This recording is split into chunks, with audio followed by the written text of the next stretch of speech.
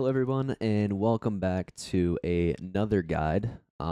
Today on the map streets, we're going to be talking about similar things talking to you guys about on that last video about some typical standard setups, why they are in those setups, and maybe some grenades to kind of help you break them down, or just some cheeky nades to throw, get you some extra damage on the map.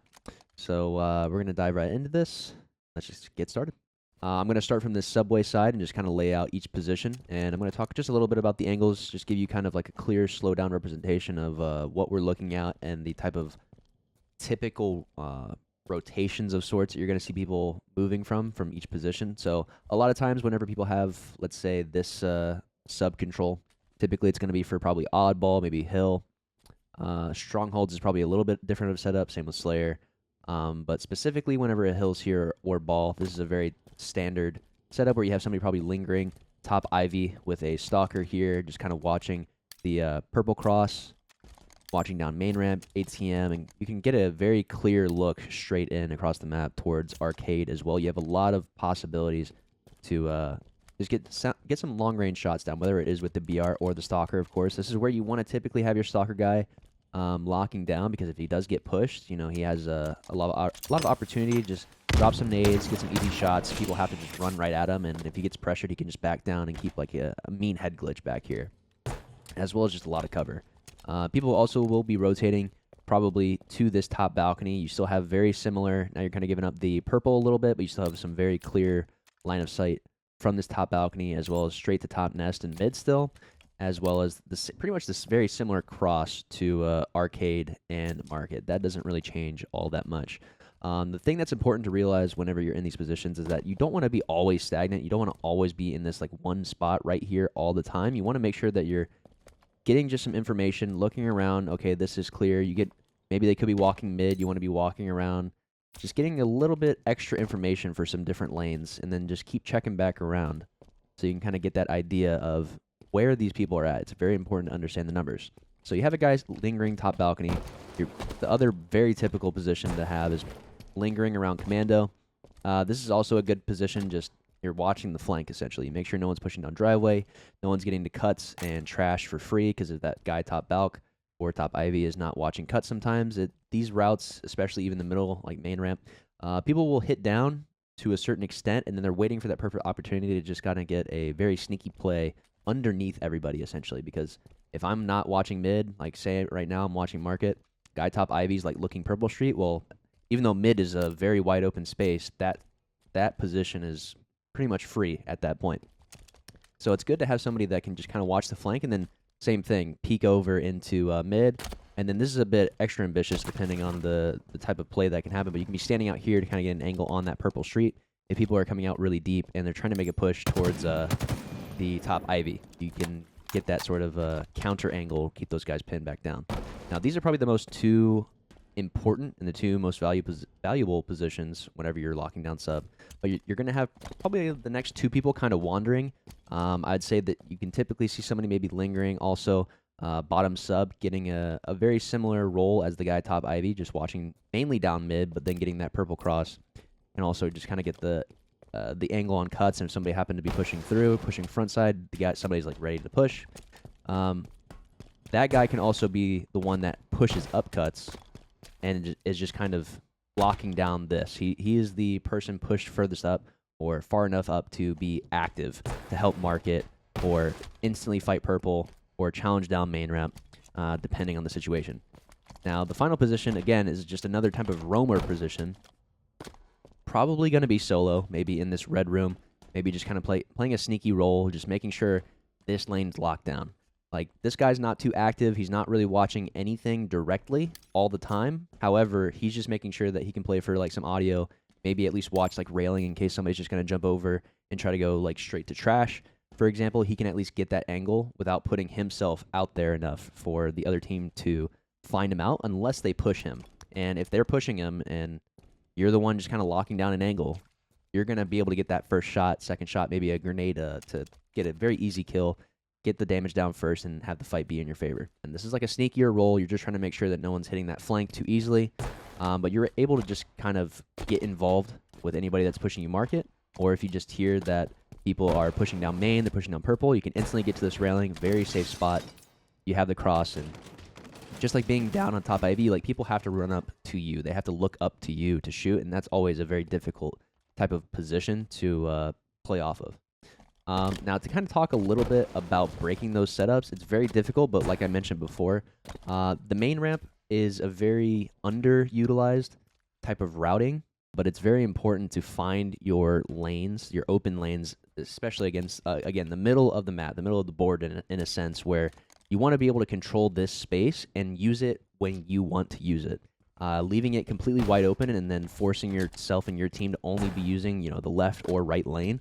There is a time and place for it, especially if you have the right opportunity. But again, you're boxing yourself in, because if myself and my team are only working this purple street, that means that we leave our backside, like the tires, window, and arcade, wide open to be shot in the back, as well as, again, somebody bottom sub, maybe top rail, top ivy, all of them looking down on us from a very safe position. So kind of have to play yourself a little bit spread out, maybe throw a good nade or two, bank them off of these pillars, maybe even throw one top balk if you want to try to back down the guy on top ivy, just make him a little bit weak.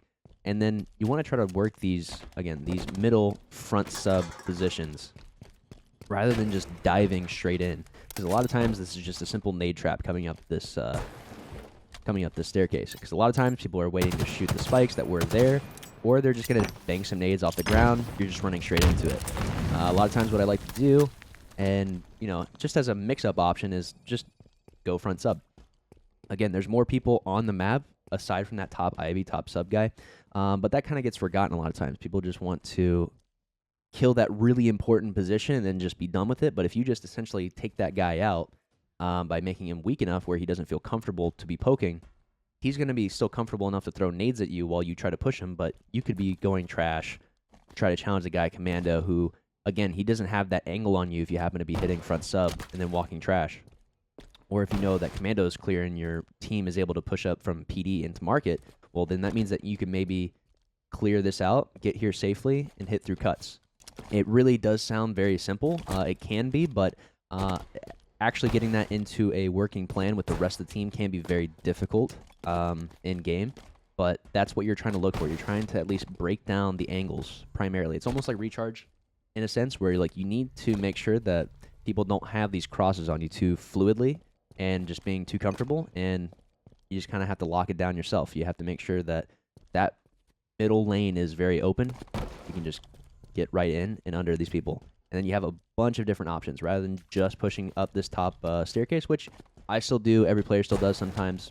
You'll know the right time to really be pushing this. Now, like I mentioned before, we're going to just talk a little bit about maybe a couple nades that are maybe a little unknown. A lot of these are pretty generic, pretty general, but you have all these different positions of nades to just get the perfect nade on the push.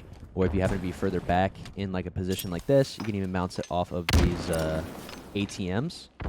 And you see that they kind of bounce off in the air a little bit, depending on the angle. Not necessarily perfectly, but again, it's something that can catch people off guard depending on where you're throwing the nade from. Because if people are just pushing through top ivy here, a nade like that could work very well. Same with this back thrust. Throw a nade off here, lands perfectly on that thrust on the driveway. So moving on to another grenade that I'm sure a lot of people have seen me throw around. You can do the same thing. ATM kiosk here. These bounce pretty much right on the green gen. This is actually a little bit deeper. It's kind of blowing up right here, but if somebody happened to be standing right on this gen, they should still be getting hit. Depending on where you're standing on the angle, it can change up on you. And depending on which kiosk you throw it at, the same thing can apply. So just gives yourself a little bit of an interesting type of way to have an approach. And that's going to kind of wrap up this side with the sub control. We're going to flip to the other side of the map. One thing I wanted to mention before the next segment, but again, streets and just any map in general is not going to be a one plan, like fits all type of play style. A lot of times you can even find people working front sub, at least like working benches, like I said before, working cuts, or even people just walking under you and working like ATM and trying to get a flank while you are the team pushing past. That's why it's very important to kind of take your time, work the angles, and just figure out where the numbers are. You don't want to box yourself in as best you can when you're trying to break a setup, so always keep that in mind, and we'll move on to the next segment. Another layout for probably the most standard and general zones, I guess we should be calling them, for holding a setup is probably one person in this cafe. You're locking down the bulldog. You're getting eyes on like the ATM and purple push. You can see straight into top ivy if you happen to be holding the ball, or locking down the hill here as well. Once again, this is a very typical spot to see somebody standing, and a lot of times people are just not even going to move. They're just going to sit right here. They're going to wait for some footstep audio, maybe hit a grenade if somebody's jumping up ATM, hit a grenade if somebody's walking up on Bulldog or this purple street, trying to get that perfect nade. It's the same thing as kind of like being in Red Room on Market. Like, a lot of times you can have a lot of flexibility with the position, but somebody's probably playing pretty slow here, so always check your corners. Always keep that in mind. One thing to also remember as well, if you're the team pushing off of sub, these spikes are going to be very important for somebody like that, where you can at least back them down, get some free damage on them, and it should... some people might just sit through the spikes. It's a very high-level play, though, but at that point, if people hear the spikes and are getting hit, they're probably going to jump out, so that's a very good way to start a breakdown. But before we get any more into the breakdowns, let's talk about some other positions.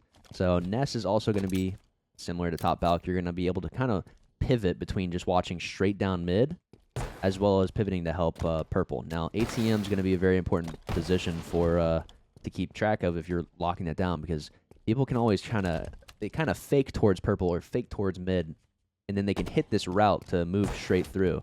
Or if they happen to be hitting mid, they pivot, hit purple rather instead. So that's just always something to keep track of, but these two lanes get a very good synergy going whenever they are locked and intertwined between one another. Very difficult to kind of break down. Again, spikes are probably going to be your best friend in these types of scenarios. Now, people are also going to be working tires a lot of times, keeping track of this market. This guy can also watch down purple slightly, benches ATM. This is where that guy in tires can do a very good job of just being able to poke. Well, obviously, you want to be careful of your market. That's like your main focus, but you can always just take a little peek. If you hear somebody's working mid, working purple, okay, everything looks good. I'm going to nade. I'm back here just watching my own back and making sure that I'm not getting pushed on the market side. On top of that, you can see people, and I do this sometimes, hiding on this little pipe right here. Nice little sneaky spot. Gives you some good coverage, and you're still just watching very similar angles. Now, the tires can be left almost wide open, so you have to be careful. You have to make sure that people aren't just going to sneak very easily through back into tires on you. But a lot of times, if you're probably in a position like this, you're playing around some audio, making sure that things are staying safe. Now, the final position that you're probably generally finding people on is this PD corner, and a lot of times it's just going to be heaven, watching straight down this towards driveway, watching down straight towards this driveway angle. And again, just free damage. A lot of times, if you're standing on heaven, you're probably not going to stay here long. It's very easy to get shot. You always have to be careful as well of the ATM angle. So it's very easy for people even to walk up main ramp, for example, and just be, again, this map is very much trying to use this middle lane to just create confusion and be under people to then snap. Because if nobody has seen you, you're able to just kind of poke out and get a free kill on somebody sitting, heaven, or even maybe caution, which I was going to bring up next, is another corner that you can have in your utility box, but you're very cut off, but you're also very ready for the push into tires or the push to flowers, which a lot of teams will inevitably make because they're trying to break through on this nest position. They want to try to get these corner angles to kind of pinch on that. So then if you're sitting in this caution, you are very safe, but again, it's a very committed position. If you get caught here and you're not the one getting first shot, you are most likely dead, but be careful on the positions that you are using. That's why heaven's probably more utility. You're probably going to be able to survive around here much longer, or at least be like you can commit to a fight and then back out of it very easily, and you're already active. So this is a much more active position, much more inactive position in that corner. So that's kind of like a general setup, I would say. Now there could be more people like working their way towards green, or what we like to call green here, and then blue over here. You can maybe have people more so lingering on these gens, ready to fight mid from either side. Can kind of vary. Or again, just somebody waiting to sort of back up their teammate. Sometimes you really don't. It's not that these positions are like you need these positions every single time. However, you need at least a couple. Like if you're not going to be playing Cafe and you're not really playing Nest, well, that means that you really need Heaven and you really need Tires and then probably working your way to more so control the market side of the map, and vice versa. If you're not controlling PD and you're not really controlling tires, well, that means that you need nest, you need cafe, you need to be working your way towards sub and through ATM, if anything. Because at that point, you're cornering yourself and you're going to be turtling up, and inevitably, that you're going to get broken down a lot of times, unless you have the weapons as well as the teamwork to back it up. But it is just for the sake of that type of moment, it makes things harder than it really needs to be. So that's why, having one or two of these positions a little bit spread out so you can at least get information is very important, so that your setup doesn't like instantly crumble in a matter of just a few seconds. Because especially for King of the Hill or Oddball, you need to extend your life. You need to extend the time as much as possible, because time is scoring.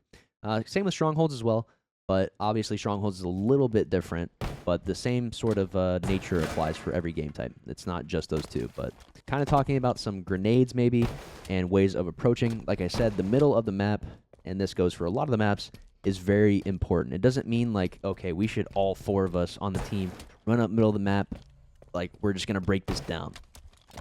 Because if that's the case, and people can kind of see that, which they will see that pretty easily, well, if they have any sort of cross angle, you're just going to be getting shot in the side, getting shot in the back while you're moving through. But this middle of the map, no matter which direction you are pushing from, pushing down or pushing up this main ramp, you need to find the right opportunities as a player to sort of pinch with your team. You don't want to be too obvious about it, but that is just a sort of starter tip to kind of get your flow on at least finding the right timings. All right, so let's talk about some grenades. One that's not really used at all, actually, is tossing a grenade. Not a good one. Tossing a grenade up into tires window, which at an angle, as long as you're kind of to the right here, can bounce kind of perfectly, at least at the window, or sometimes in, as you saw with the other one. So nice little nade to keep somebody back down if they happen to be sitting there. If you're standing or so right on, it's just going to go kind of straight up. Still probably would work, kind of. That's why you kind of need that angle just a little bit. But not the easiest one to throw. A little wonky. But, if somebody happens to be sitting on this window waiting for you to walk up mid, it's a very interesting nade and unexpected a lot of times. Even if somebody's sitting right here, it probably would catch them off guard very easily. If you happen to be standing out here to even hit that grenade in the first place, it's going to be very difficult to find the right time, but hey, you have it in the arsenal. Try to keep it in mind. There are places like this on every single location across pretty much every single map. So that's something to just keep in mind with so many of these spots. I really can't hit any of these right now, but maybe more so from this position. But I've thrown this nade at least a few times, and you want to try to look for the geometry of the map. Let me just lay it out that way so I'm not just wasting my time throwing grenades and wasting your time. But again, I highly recommend just doing what I'm doing right now. You just throw a grenade thinking like, oh, this is where the hill starts the first hill starts, and that's where people are typically sitting, is on that pillar right there. You can see these types of lineups from many different positions, whether it's for a setup, whether it's for a rockets or for an objective. That's kind of like where the idea comes for, even for so many of these sticky plays that I try to make for rockets. It's like these. Okay, that should work, but redo and stuff like these lineups are everywhere, and they're very hidden. You don't really try to, or you really can't notice them sometimes. So that's another reason to just keep your eyes open, because there's a lot of opportunity to throw essentially the perfect nades, throw the god nades to get a setup broken. Pushing people out of arcade, getting the perfect bounce so it blows up in their face right on them if they happen to be hiding in corners. And that just applies for the entirety of all these maps. So, I mean, that's kind of the simple breakdown of just some generic setups that you're probably going to be expecting and seeing on these maps. Like I said, you want to definitely be working these lanes. You're going to kind of have to, especially coming out of sub for the PD nest kind of hold. You need to be working, the market side so that people don't have full control of the railing. One thing that I actually did not mention, especially with this sort of hold that people can have when you're the team spawning in sub, is a lot of times there actually can be somebody lingering in market facing this direction, waiting for driveway or waiting for cuts or waiting for purple even when somebody happens to be sitting out here watching the cross or hoping people are walking out front, trying to make their move. This is actually very common. So, I mentioned the full defensive positions back here, but again, there is just going to be a mixture, and especially at a higher level, you're going to see people pushing the envelope a lot more frequently. So a lot of times there's probably somebody sitting heaven, and then instead of there being a guy even tires, somebody's going to be standing like maybe railing or deep market. And this can be a very, very common position to kind of allow you to make a plan so that, again, you're not losing a setup necessarily close to the objective. Like, again, if you have a hill in the square here or a ball top nest, you more so want to give your person that's getting the time or getting the objective at least a little bit of leeway to make a decision. Maybe they can rotate, maybe they can still live. So you want to be maybe a little further pushed out. So that's where that ideology kind of comes from, and you see come from a lot of professional players. So these are very common positions. Again, not just waiting for people to push from PD and you're hiding red rim like I mentioned earlier, but it's now the flip side. People are hiding red alley, waiting for people to push from sub, or hiding in market or arcade. Again, just kind of locking down a lane, watching a cross angle, getting some information, and then waiting for somebody to push them from driveway and whatnot. So just keep that in mind. Keep your ears open as well as your eyes, and hopefully you'll be on your way to understanding these setups a bit more. That's why it's important to control these lanes, because if you happen to be not controlling them, you're probably getting shot in the side, in the back. You got to apply some pressure, and then you have more free reign in the open areas to kind of mix up and change up your playstyle a little bit so you're not being too predictable, because predictability is absolutely going to be the killer of your gameplay, and it's something to always be keeping in mind. All right, that's going to kind of just cut it for me today. Hopefully that was enough information to kind of just give you a general rundown of the flow of this map as a whole. Sorry I didn't really have that many grenades to show off on this map. I really, even after all this time, I've tried to find a few, but the few that I think are the most important are the ones that I showed. So if you got any cool ones that came to mind to you, let me know in the comments. But hopefully you guys learned a little bit of something for Streets. Let me know what the next map you guys are looking for down in the comments as well, and we'll try to get that video out for you. Enjoy the rest of your day. Hope it was a good one, and I'll see you all on the next video. Peace.